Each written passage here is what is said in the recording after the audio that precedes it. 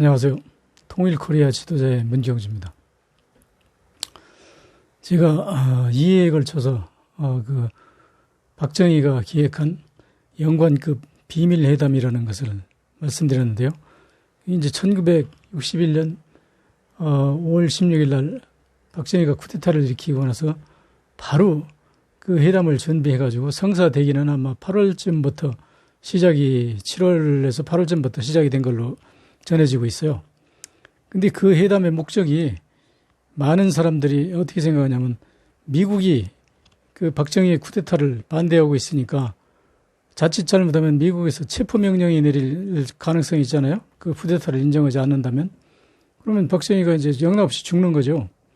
그러니까 그 쿠데타 세력들이 이제 도망가기 위해서 북한에다가 이제 위장해가지고 뭐 평화공세 비슷하게 그 남북 영관급 비밀 회담이라는 걸 이제 시작을 한 걸로 보는데, 물론 그 박정희하고 이제 김종필이가 주도한 사람인데 그 두 사람은 절대 그게 아니고 북한의 오히려 쿠데타를 즈음해서 남침 가능성이 있는지를 타진하기 위해서 이제 회담을 준비했다 그러는데, 그건 말이 안 되는 얘기가, 그렇다면 미국하고 공유해가지고 철저히 그것을 추진해야지 왜 절대 미국은 모르게 하고 비밀로 합니까? 그러니까 뭐 전쟁 나면 뭐 미국 빼놓고 우리끼리 전쟁에서 우리가 이길까라고 생각하나요? 그러니까 그런 거짓말은 지금 어느런 그 태극기 부대 아저씨들, 그 아저씨들이나 속여먹는 거지, 저같이 똑똑한 사람들은 잘 안 속을 거래요. 아마 여러분들도 속을라는지 모르겠는데 아마 제 페이스북에 들어오시는 분들은 그래도 그런 정도 가지고는 안 속을 뿐이라고 생각되는데 모르겠어요. 하여튼 그래서 영매도 비밀회담에서 이제 제가 하나 빼놓을 수 없는 것이 뭐냐면 북한의 꽃피는 평양이라는 영화 필름을 선물 받았어요. 우리는 그 선물 대신 이제 성춘향이라는 영화 필름을 줬죠. 근데 그 꽃피는 평양이라는 영화가 상당히 잘 된 것 같아요. 근데 저는 그 내용을 모르는데 그 영화를 갖다가 박정희가 이제 청와대에 강요들을 불러다 놓고 같이 합동으로 감상을 했다고 그래요. 근데 그 감상했으면 우리한테 얘기해야지. 자기들끼리만 알고 우리한테 알려주지 않으니까 그 영화가 어떤 건지 모르죠. 근데 가만히 있어. 근데 그게 만약에 여러분이나 내가 그 북한 영화를 이렇게 몰래 봤다면 어떻게 될까요? 그건 뭐 보나마나 간첩이로 몰려서 죽을 수도 있겠죠. 상당히 위험한 거죠. 그러면 다시 얘기하면 반공법 위반 아닙니까? 그럼 박정희를 고발할까요? 고발해봐야 죽었는데 뭐 고발이 성립되나? 하여튼 그건 이제 그냥 웃자고 하는 얘기고, 그 문제는 그 영화를 이제 통해서 어떤 결론을 얻었는지 그건 모르겠고, 문제는 그 성춘향 영화거든요. 성춘향 영화가 북한으로 가가지고 그것도 역시 북한 그 김일성 일당들이 뭐 앉아서 봤겠죠. 그런데 그 중에서 한 사람이 아주 정신이 몽롱해진 사람이 있어요. 왜 그러냐면 그 최은희라는 그 아름다운 영화 배우를 보고 아주 그냥 뿅 가는 것 같아요. 그래가지고 이 친구가 수년에 걸쳐서 그걸 기획 조작해가지고 홍콩에다가 양귀비를 촬영한다고 어떤 홍콩 에이전트를 시켜가지고 어떻게 해서 이제 교섭하자는 어떤 그 오다를 줘가지고 최은희가 이제 홍콩을 방문할 것 같은데, 그거는 제가 사실 그 자세한 내용은 몰라요. 근데 제가 추측건데 그래요. 그 양귀비를 촬영하러 갔다 그래요. 홍콩이. 근데 최은희가 홍콩에 가서 북한 유포트한테 납치당해가지고 배로 어떻게 마취당한 상태로 남포항인가요? 북한 남포항으로 납치되어 가잖아요. 근데 그 남포항까지 직접 곱슬머리 김정은이가 친히 마중 나왔다고 그러죠. 자기가 기획했으니까 마중 나오겠죠. 근데 그 다음 얘기는 뭐 제가 잘 모르겠고, 그 다음은 어떻게 했는지 모르겠는데, 그 최은희를 찾겠다고 내가 돌아다니던 신상옥인가요? 이 양반이 결국은 또 같이 납치당했죠. 납치당해가지고 북한의 그 명령을 거절해서 한 3년 동안인가 뭐 어디 독립감옥에 유폐돼가지고 사실상 감옥살이 아닌 감옥살이를 이렇게 한 고초를 겪은 것 같은데, 그 최은희라는 영화 배우가 정말 우리가 자랑할 만한 그런 아름다운 영화 배우지 않습니까? 근데 그거는 북한도 우리 같은 동포니까 그런 아름다움을 느끼는 건 같은가 봐요. 근데 단지 이제 납치까지 하려고 하는 그 사상 자체가 이제 북한이 우리하고 다른 거죠. 그렇든 저렇든 했던 그 최은희라는 영화 배우가 북한에 가서 그 뛰어난 연기력으로 북한 인민들에게 최은희를 보여줬다고 하는 건 우리의 자랑일 수 있죠. 그리고 최은희가 또 그 영화를 거기서 제작해가지고 소련인가 어디 가가지고 뭐 최우수 뭐 여우 주연상인가도 타고 그랬어요.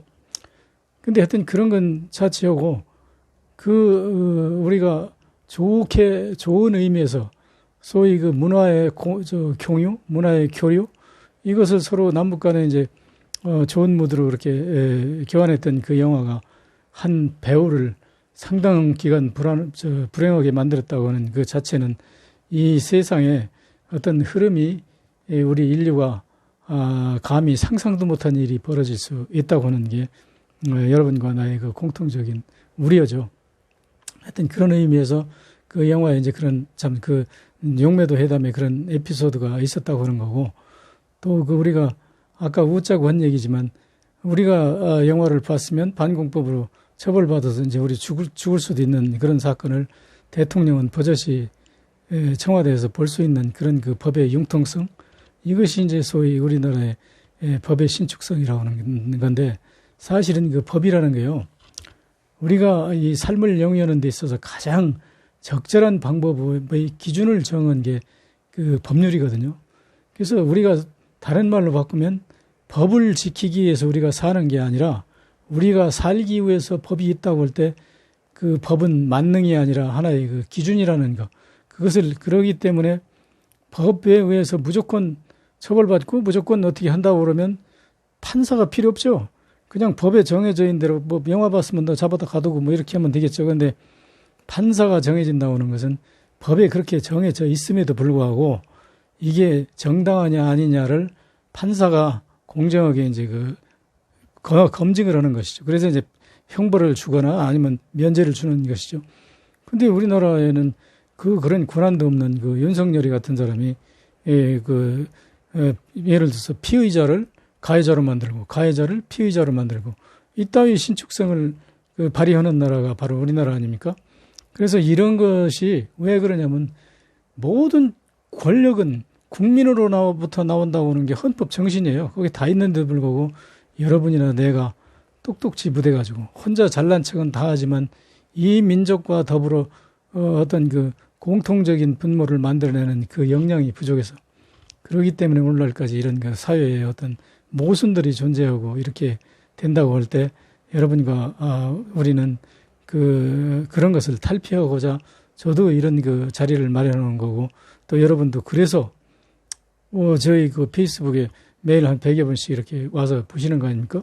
제가 아무 쓰잘데없는 소리 하고 가치 없는 얘기 한다고 그러면 문경주가 이뻐서? 왜 오겠어요? 그러니까 우리 여러분과 나는 많지 않은 숫자지만 5천만 민족에서 한 100여 명에 지나지 않지만 우리들은 선각자의 길을 가고 있다. 그리고 우리 정신은 그런 세계에 첨단 어떤 위치에 올라 있다. 그런 자부심을 가지고 우리가 이 세상을 이제 주도하고 고쳐나가야 된다고는 그런 생각을 하죠. 그래서 이제 얘기가 엉뚱하게 갔는데, 그래서 이제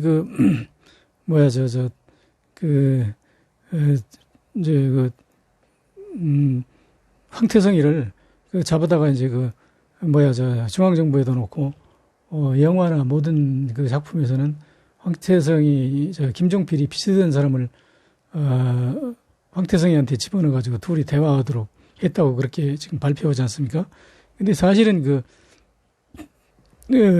비선의 그 얘기를 들어보면, 그게 실패한 것 같아요. 왜냐면, 시경에 무슨 경감인가 어떤 사람을, 김종필이하고 비슷한 사람을 황태성이한테 갖다 집어넣고, 김종필이라고 대화를 시작을 했는데, 황태성이가 금방 알아보더라고 그래요. 그래가지고, 가짜는 가시오. 당신하고 얘기하러 온 거 아니에요. 그래가지고, 이런 지하에 거절해서 실패했다고 그래요. 근데, 그걸 끝까지 이제 그렇게 한 것처럼 TV 방송도 오고 이렇게 우리나라 이 사실은요, 모든 이런 거짓말, 국민 속이기 이런 역사 왜곡은 방송이 주도했다고 보면 돼요. 그 방송 기자들은 참 그 사람들 공부도 안 한 사람들인 것 같아요. 무슨 그 역사적 사실을 전혀 모르고 엉뚱한 소리 방송 오는 거 보면 저런 사람들도 월급 받는 거 보면 이 문경주 같은 사람은 왜 그런 좋은 자리 못 가나 그런 생각이 들거든요.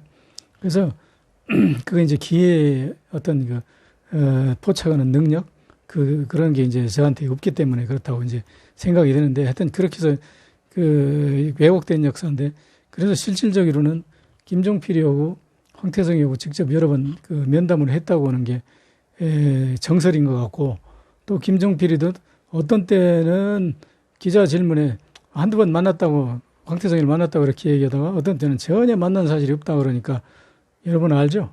그때 달라요. 그때 다른 게 우리나라 정치가들의 어떤 처세술일까? 뭐 그런 거죠. 그래서 하여튼 그런 과정을 통해서 이제 황태성 사건이 전개되다가 결국 이제 박정희에 의해서 이제 죽었는데 죽고 나서 이제 우리가 이제 용매도 회담도 이제 사실상 죽기 전에 이제 용매도 회담도 끝났고 그래서 이제 우리는 그 때문에 박정희가 이제 김일성의 원한을 사가지고 김일성이가 어떤 수단을 쓰더라도 이제 박정희 목을 따오고 말겠다. 그래가지고 사실은 이리사군 부대를 창설해가지고 김신조 일당 31명을 5년 후인 1968년 1월 21일 날 육로로 청와대를 향해서 침투하다가 저 벽제관 어디에서 검문 얻은 종로경찰서 최규식 서장이 죽었잖아요. 그러니까 그것도 검문 오는데 뭐 아무리 자기가 서장이지만 어떻게 잘 은폐해가지고 잘할 일이지. 나 서장이다 하고 뭐 검문 오다 총 맞아 죽었으니 참 이게 우리나라 경찰도 그렇고 군도 그렇고요. 참 이게 옛날이나 지금이나 상상 문제예요. 그래서 하여튼 그나마 다행인 것은 철저히 이제 그 사람들을 포위해가지고 결국은 비트라고 해가지고 땅굴 파고 숨어 있는 김신조 한 명을 이제 생포하는 데 이제 그쳤는데 그때 그거하고 관련해서 이제 9월 며칠인가요? 곧 울진 삼척지구로 한 100몇십 명이 또 이제 무장공비가 오고 그랬는데 그래가지고 이제 하여튼 박정희 정권은 뭐 만들어내기도 잘해요. 나는 그 내용은 잘 모르는데 이승복 사건인데 그게 거짓말이라고 하더라고요. 전혀 근거가 없대요. 이승복이라는 아이가 있으면 그 아이 출생신고한 것도 있고 그 아이 부모도 있어야 될 거 아니에요. 그런 게 없대요. 그런데 이승복 어린이가 나는 공산당이 싫어요 했다고 그래가지고 입을 찢어주겠다고 그렇게 해가지고 전국의 학생들 해가지고 막 이승복 어린이 무슨 반공 강연대회도 별짓 다 했는데 그건 내가 조사해보지 않아서 몰라요. 근데 사람들이 대부분 내가 만난 사람들은 그건 다 가짜라고 꾸며낸 얘기라고 하더라고요. 근데 어떻게 해서 꾸몄는지 그건 자세히 모르겠고 이 하나하나 박정희가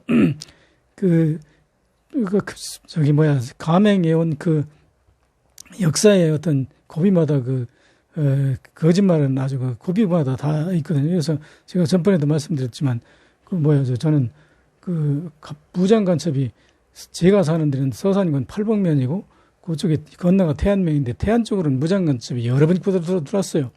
근데 우리 팔복으로는 다행히 안 와서 제가 거기 보초 섰음에도 불구하고 저도 멀쩡하고 무장 간첩을 가닥들인 적은 없는데 저는 그때 무장 간첩을 잡으면 요인 암살 목적으로 나왔다고 그래가지고 요인이 제가 시골 촌놈이 하는 거는 거기 면장 군수가 제일 요인인 줄 알았어요. 그래서 그놈들이 이제 태안으로 왔으니까 태안 무슨 면장 잡으러 왔나 보다 군수 잡으러 왔는다 이랬는데 사실은 나중에 알고 보니까 그 사람들이 간첩들이 와가지고 나는 박정희 목 따라왔다 이렇게 이제 발표했다는데 수사관들이 얘들이요 조사해보니까 박정희 목 따라왔대요 이렇게 발표할 수 없잖아요. 그러니까 요인 암살 목적을 가지고 난파된 무슨 무장 간첩 이렇게 해가지고 여러분도 요인이 박정희를 겨냥하는지 아는 사람 많지 않은지 많은지는 모르겠는데 나처럼 멍청한 사람만 몰랐는지 그건 모르겠어요. 하여튼 그래서 우리 역사의 고비마다 박정희 때문에 적어도 남북 화해 협력 시기가 30년 이상 50년 가까이 후퇴했다고 하는 게 정설인 것 같아요. 그래서 참 안 되고 애석한 일입니다. 하여튼 오늘 여기까지 할게요.